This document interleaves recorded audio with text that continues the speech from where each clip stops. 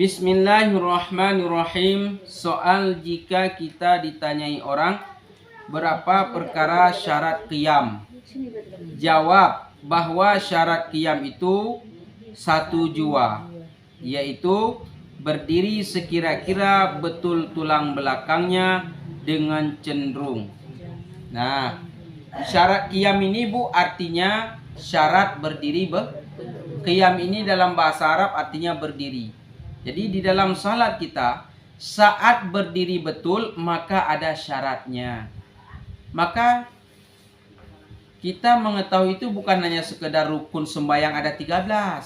Kita harus tahu juga di dalam rukun 13 tersebut setiap rukun-rukunnya itu harus kita penuhi syarat-syaratnya. Maka syarat berdiri betul itu cuma 1 Bu. Artinya yaitu sekira-kira betul tulang belakang dengan cenderung. Kita menghadap kiblat, seluruh anggota tubuh dan tulang belakang ini rata semua menghadap kiblat. Nah, dia berdiri betul. Jangan seperti ini, kemudian takbir. Kecuali memang orang yang sudah dalam keadaan bungkuk ya. Nah, ini sebisanya. Orang bungkuk itu berdiri udah kayak rukun dia. Ya kan? Berdiri udah kayak rukun. Kita yang normal maka mesti harus tulang belakang ini harus seperti ini. Nah, ini saya praktekkan ya kan. Jadi seperti ini. Ini kalau kiblatnya ke sana ya kan, nah, seperti ini. Jangan gini ya kan, nah, jangan. Itu kalau orang bungkuk ya dia sudah semampunya, itu sudah mantap bagi dia. Kalau dilempangkan patah tulang belakang nanti. Ya, itu dia. Paham ya? Jadi syarat berdiri betul cuma 1, yaitu betul tulang belakangnya, kemudian apalagi cenderung. Ya, sekiranya betul tulang belakangnya, jangan cenderung, jangan seperti ini, jangan condong gini dia. Nah, ataupun bengkok gini ya kan.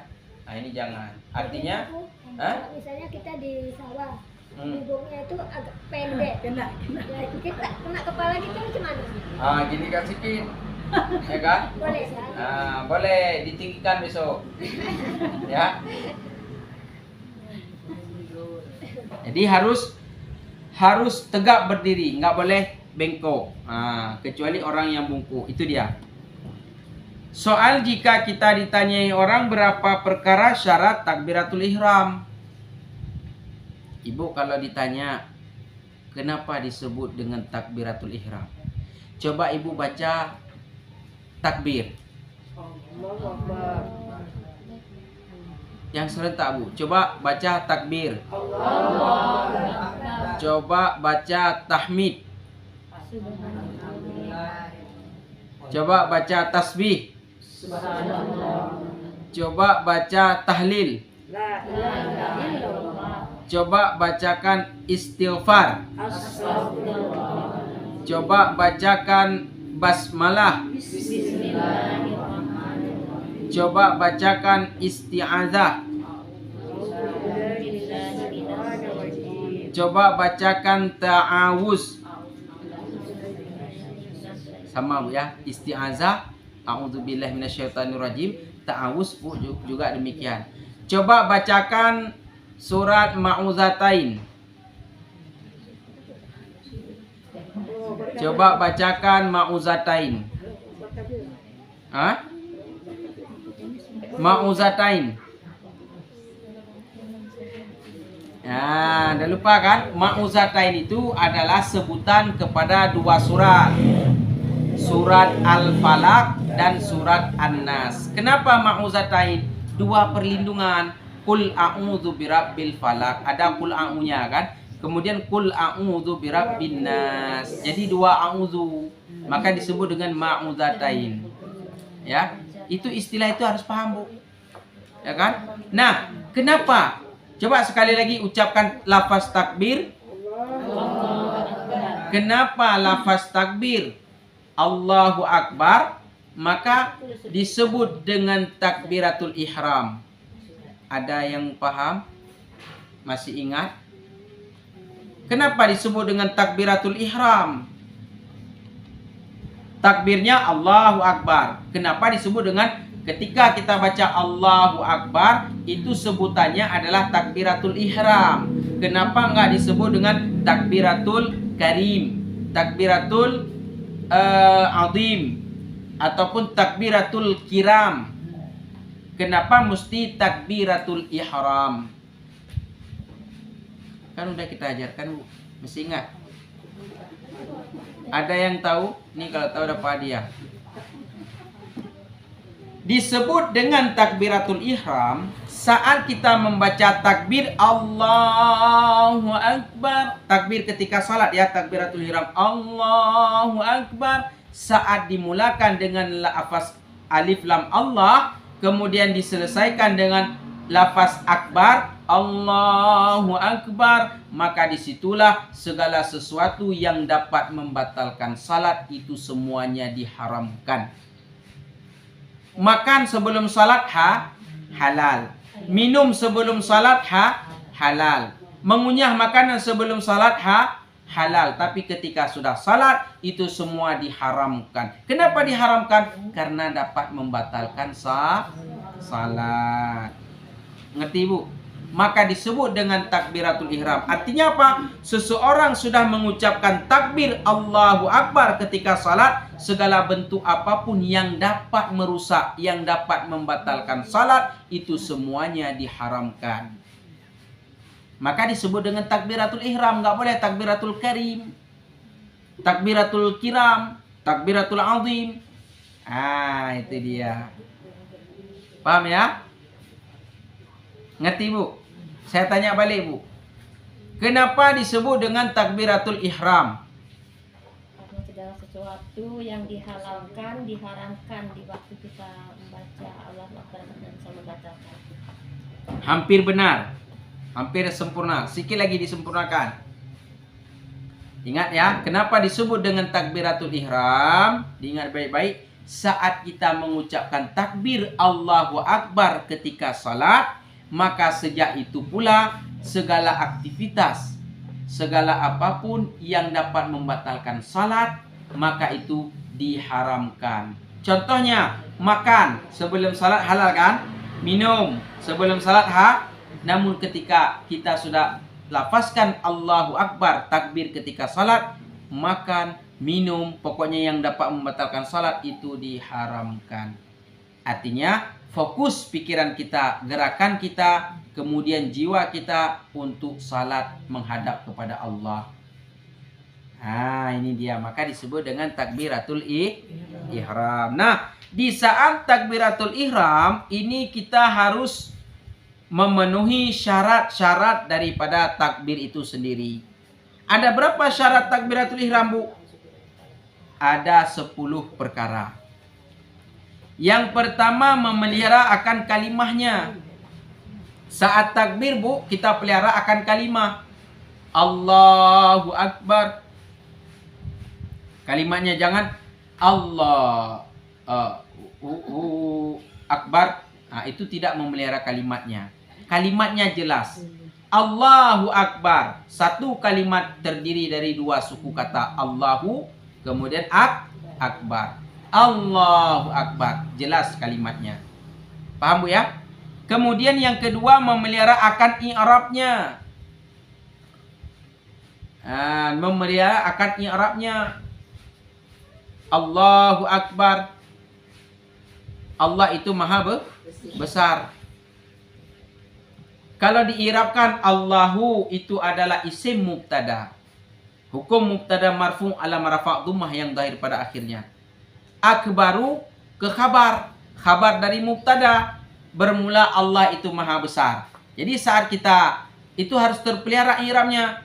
Allahu Akbar. Ya, jangan Allahu Akbar.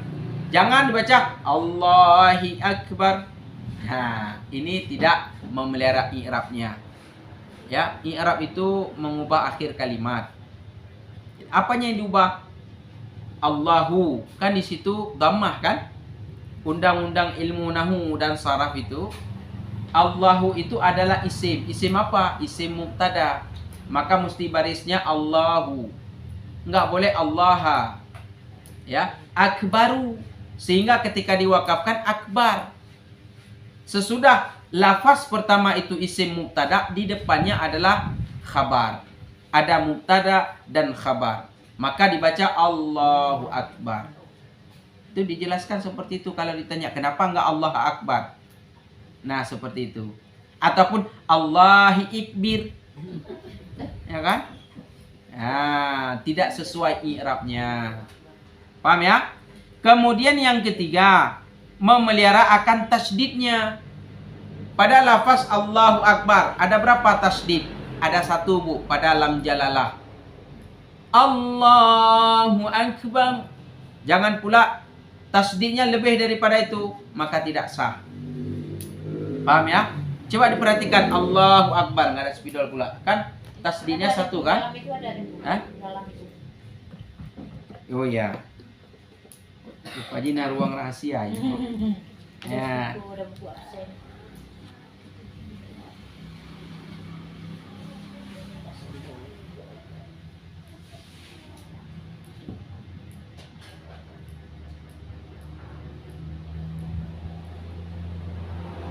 Tadi yang kita sebutkan memelihara i'rab ini dia, Bu.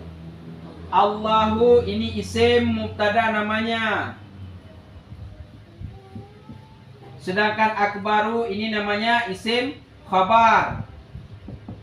Makna memelihara akan i'rab apabila undang-undang isim mubtada mesti marfu dia. Sedangkan khabar juga harus marfu. Maka ketika di i'rab Allahu isim mubtada, hukum mubtada marfu ala marfa' dhamma dhair pada akhirnya. Akbaru ke khabar, hukum khabar marfu ala marfa' dhamma dhair pada akhirnya. Maka tidak boleh kita baca Allahu Akbar, Allahi Ikbir. Enggak boleh. Nah, ini yang pertama. Kemudian yang ketiga tadi memelihara akan tasdid. Ya, iki de tasdid. Koyong ini de ya. Tasdidun. Kalau kita baca syabdu, itulah syabdu, itu tasdid. Ya kan? Ini tasdid pada takbir cuma satu pada lam jalalah. Maka tidak boleh dibaca Allahu Akbar. Ya, Allah itu dia seperti ini, mematikan. Ya. Allah. Ada yang Allahu Akbar. Allah. Ya. Maka diusahakan Allah, dia mesti tasdid pada lam. Ada yang kadang-kadang sulit, diusahakan sesulit apapun belajar. Kalau memang nggak bisa juga, nggak pasti juga, ini dimaafkan. Nah, ini dia memelihara tasdid. Karena begini, Bu, tasdid itu asal kata daripada tasyaddada yatashaddidu tasdidan, artinya penekanan. Setiap ada huruf yang bertasdid, ada penekanan di situ. Kecuali dua huruf, nun dan mim. Bukan hanya ditekan, tetapi mesti wajib berdengung. Ya, contoh innallaha sami'un basir. Contoh, maka nunnya bertasdid, wajib dengung. Innallaha. Nah, itu dia. Paham, Bu ya? Memelihara tasdid harus huruf yang ada tasdid, maka kita baca bertasdid. Kalau nggak bertasdid, kita sudah menghilangkan satu huruf Al-Quran. Karena tasdid ini merupakan hurufnya itu adalah huruf tad'if, artinya hurufnya berganda, Bu. Huruf yang sama, barisnya yang sama, sehingga orang-orang dulu, orang Arab kalau membaca huruf baris yang sama, hurufnya sama, agak kesulitan. Dihilangkan satu huruf, gantilah dengan tasdid. Maka kalau kita yang huruf bertasdid, enggak kita baca tasdid, kita sudah menghilangkan satu huruf Al-Quran. Ingat, syarat membaca Al-Quran itu jangan melebihkan huruf Al-Quran dan jangan mengurangi hurufnya. Paham, Bu ya? Ya, itu dia. Yang kepiro, sing kepapat, memelihara akan tertibnya. Memelihara akan tertibnya. Apa makna tertib, Bu? Tertib itu adalah yang dahulu didahulukan, yang akhir diakhirkan, ataupun yang awal diawalkan, yang akhir diakhirkan. Itu makna tertib. Jangan pula dibalik akbaru Allah. Ini tidak tertib. Paham ya? Tertib itu dimulai dari lafaz Allah, kemudian disudahi dengan lafaz akbar. Allahu akbar. Itu tertib. Kalau nggak tertib, yang akhir kita awalkan, yang awal kita akhirkan. Akbaru Allah. Ini salah. Paham ya? Itu tidak tertib. Ya.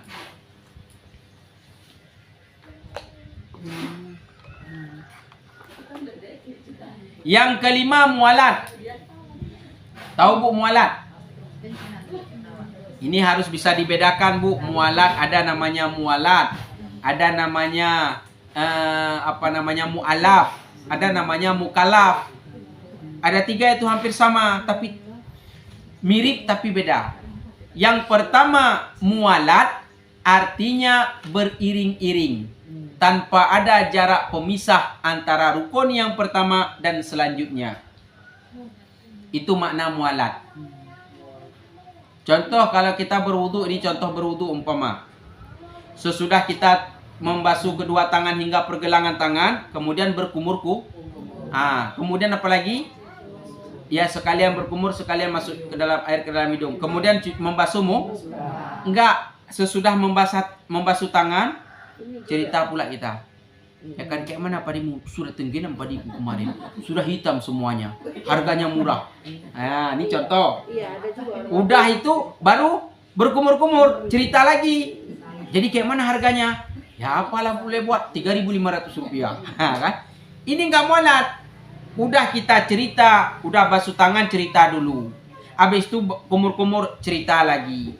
Membasuh muka cerita lagi. Ini tidak mualat. Sehingga ada jarak pemisah antara yang pertama dan yang selanjutnya. Ini tidak mualat namanya. Maka syarat yang ke-5, takbir mualat. Makna mualat langsung kita baca Allahu Akbar. Jangan pula kita imam Allahu Akbar. Ini tidak mualat. Antara Allah dan Akbar kita buat jedah di situ, pisah. Allahu. Jamaah di belakang, apa imamnya ini udah mau meninggal? Akbar, terkejut pula jamaah belakang. Ini tidak mualat. Jangan Bu. Ini syarat membaca takbiratul ihram harus mualat. Arti mualat sesudah baca kita lafaz Allahu langsung sambung. Allahu Akbar. Jangan ada jeda di situ. Allahu Akbar. Ini tidak. Paham ya? Itu mualat. Kalau mualaf, orang Cina masuk Islam. Bukan hanya orang Cina saja, orang yang non muslim, orang kafir, mula-mula dia memang orang kafir. Orang Kristen, ya kan? Protestan, kemudian masuk Nah, saat dia masuk Islam, jangan lagi dipanggil dia si kafir, jangan. Dia sudah mu'alaf, dia juga saudara kita. Jangan pula kita panggil mu'alaf, jangan. Ada mu'alaf, tutup pintu. Karena Pak Goni dia minta beras. Ya, jangan Bu ya. Itu dia. Mu'alaf itu orang yang non muslim masuk sesaat dia sudah masuk Islam, maka dia saudara kita juga. Jangan lagi dipanggil si kafir. Nggak boleh. Yang ketiga tadi mukallaf. Ingat ya, mukallaf itu adalah orang yang sudah dibebani hukum Islam. Dia Islam, balik, berakal, itu sudah mukallaf. Islam dari nenek ya, dari nenek kakeknya Islam. Sudah balik, sudah sampai umur.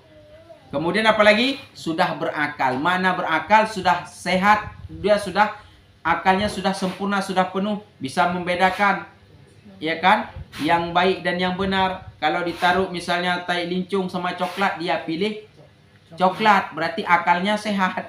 Enggak dia pilih tai lincung, ya kan. Kalau akalnya tidak sehat berarti gila. Orang gila maka tidak wajib sembahyang. Nah itu dia. Jadi harus dibedakan Bu.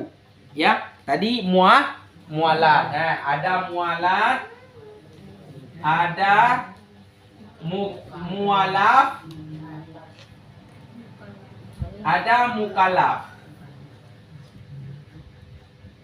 Ini beda dan tidak sama. Mualat tadi adalah beriring-iring, tidak ada jarak pemisah antara satu hingga ke selanjutnya. kalau tadi mu'alaf ini orang non muslim masuk Islam, sedangkan mukallaf adalah orang yang sudah dibebani hukum syariat, hukum syara. Islam balik berakal. Jadi syarat yang ketiga dalam membaca takbiratul ihram, maka dia mesti mualat. Allahu Akbar. Paham ya? Syarat yang keenam, takbir itu mana? Takbir itu tatkala berdiri betul pada orang yang tiada uzur. Syarat yang keenam, Bu, saat kita takbiratul ihram, ya, posisi takbiratul ihram itu saat kita berdiri betul. Ah, ini dia. Ya. Allahu Akbar, sudah berdiri betul. Jangan pula kita sempurna nih, tidak uzur, bukan orang sakit. Begitu jalan masuk, ya kan? Allahu Akbar. Ini tidak sah. Kenapa? Belum berdiri betul. Kan ada yang orang cepat-cepat dia takut enggak sempat ini kan. Allahu Akbar. Ini tidak sah. Kenapa? Saat dia masuk berdiri dulu betul, baru salli tadi, kemudian Allah, ya, Allahu Akbar. Paham ya? Jangan pula ketika takbir Allah. Ada yang macam-macam, Bu. Saat takbir ini bukan dusta, Bu, ya. Ada yang waktu takbir kita terkejut, Bu. Allahu Akbar. Kok kayak gitu? Ini bentuk aku cinta kepada Allah, I love you. Entah dari mana dia. Menurut takbir kan bentuk I love you kan? Allahu Akbar. Lepas dicok.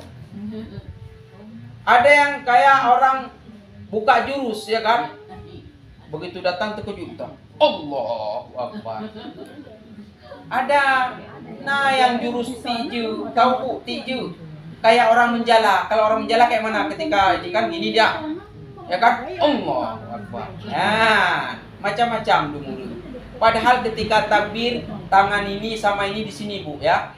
Allah, ini bagi laki-laki sempurnanya demikian. Allahu Akbar. Kalau perempuan jangan diangkat tinggi-tinggi kali, ya kan? Allahu Akbar. Dalam imam mazhab itu ada yang seperti ini, Allahu Akbar. Ini benar, ada ya. Dalam mazhab Syafi'i, Imam Syafi'i seperti ini, Allah, ya. Jangan seperti ini, Allah. Ini udah kayak orang nadi, ya. Nah. Tulu kan gini dia. Jangan apa takbir kayak gini. Nah, ya. Paham ya? Kemudian yang ketujuh, ini bagi orang yang sakit tadi saat takbiratul ihram dalam keadaan berdiri betul, bagi orang yang sempurna bukan yang sakit. Nah, bagi orang yang sakit ya kalau sambil duduk takbir juga sambil duduk. Paham ya? Kalau yang memang nggak sanggup duduk, dia memang nggak sanggup duduk dalam kondisi yang sangat lemah. Kalau duduk langsung plong jatuh dia. Sambil berbaring, tetap takbir. Ya, cuman dia takbir bagaimana ketika dia berbaring. Nah, disesuaikan. Dan kita ketika salat wajib dalam kondisi sehat, maka wajib berdiri semampu kita. Kalaupun misalnya nanti rakaat kedua nggak sanggup lagi, kumat asam urat tengku, rakaat pertama usahakan untuk berdiri betul. Rakaat kedua nanti baru boleh duduk. Pokoknya diusahakan dulu. Kalau sembahyang sunat boleh, walaupun kita sehat sambil duduk boleh. Tapi dihitung orang yang malas dalam ibadah. Sah. Ya, tapi orang yang malas dalam ibadah sama lah, nggak etis juga kita sehat. Ya kok salat sambil duduk gitu, walaupun salat sunnah. Sama seperti orang ketika makan sambil tidur, kan nggak elok, ya kan? Padahal dia sanggup duduk, tapi makan sambil tidur. Ya, Kak. Kemudian yang ketujuh, jangan disebutkan kemudian daripada ha itu waw. Paham Ibu maknanya? Jangan disebutkan kemudian daripada ha itu waw. Sesudah huruf kemudian daripada huruf ha itu huruf itu waw. Artinya kita tambah, Bu. Allahu Akbar. Bukan Allahu Akbar, tapi Allahu Akbar, Huwa Akbar. Ya. Ini nggak boleh. Allahu Akbar. Ya samalah ketika azan. Allahu Akbar, Allahu Akbar. Bukan Allahu Akbar, Hu Akbar. Jangan. Paham ya? Ya, ini jangan jangan salah-salah. Karena kalau misalnya syarat 10 ini salah satunya tidak dilakukan, maka tidak sah takbir. Kalau tidak sah takbir, tidak sah salah. Ini dia. Yang kedelapan, jangan ditambah kemudian daripada ba itu alif seperti akbar. Jangan ditambah kemudian daripada ba itu alif seperti akbar. Artinya kita panjangkan huruf ba-nya. Karena sesudah ba kita sambung alif, berarti kan kita panjangkan satu alif. Allahu Akbar. Ini salah. Ya, nggak boleh dipanjangkan barnya. Paham Bu ya? Jangan Allahu Akbar. Salah. Nggak sah takbirnya. Nggak sah takbir? Nggak sah. Kenapa? Karena takbiratul ihram termasuk rukun qauli dalam salat. Kemudian yang ke-9, takbir itu dengan bahasa Arab. Ya, syarat takbiratul ihram dengan bahasa Arab. Allahu Akbar. Tidak boleh dengan bahasa ajam. Apa itu bahasa ajam, Bu? Bahasa manusia. Kalau misalnya kita orang Jawa, Allah sing gede. Tidak sah. Allah yang maha raya. Tidak sah. Apalagi Allah nan gadang. Bahasa Padang. Nggak sah. Ecek-eceknya ke barat-baratan sikit. Pulang dari Amerika. Ambil S3. Ya kan? Apa katanya? God of the great. Ya, Allah yang maha besar. Tidak sah juga. Jadi syarat ketika takbiratul ihram itu yang ke-9 mesti dengan bahasa Arab. Walaupun orang Arab sekalipun, apalagi memang dia udah orang Arab. Ya, kita yang bukan orang Arab tetap wajib ketika takbir itu syaratnya dengan bahasa Arab. Nggak boleh dengan bahasa manusia, bahasa suku, bahasa Dayak, apalagi bahasa Batak, bahasa Jawa, bahasa Aceh, bahasa Minang, apapun bahasa ini tidak sah. Paham ya? Ya, itu dia. Jangan pula nanti begitu azan ya kan dengan bahasa ini waktu syarat azan gitu juga. Si muazin ketika dia mengumandangkan azan syaratnya itu adalah dengan bahasa Arab. Nggak boleh digantikan azan itu dengan bahasa lain. Bahasa Jawa umpamanya bahasa Aceh kan? Allah sing gede, Allah sing gede. Ya kan? Nah, itu besok langsung didatangi Pak Imam. Siapa azan tadi? Ya, itu dia.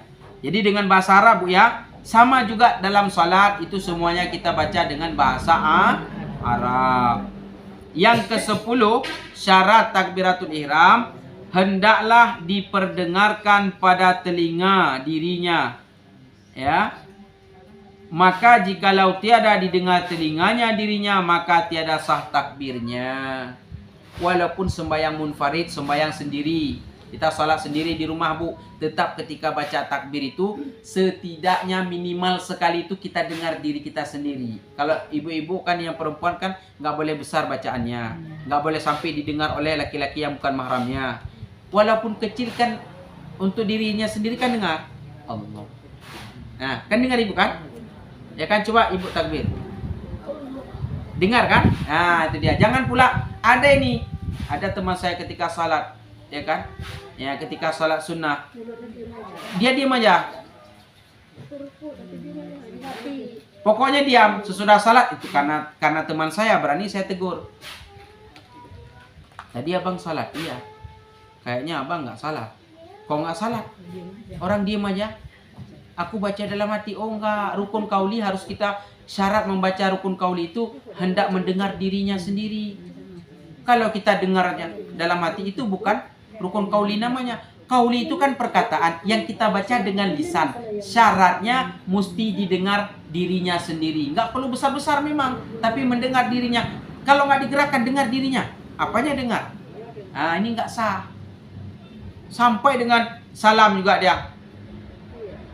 Ada macam-macam gitu. Nah, Beribu macam. itu Bu nggak sah Bu. Ada memang begitu kan, Bismillah aja dia Ah. baca, dengar Nah, dengan kita. Waktu baca yang lain nggak ada dia bilang terdengar. nah itu nggak sah ya. Ada gitu.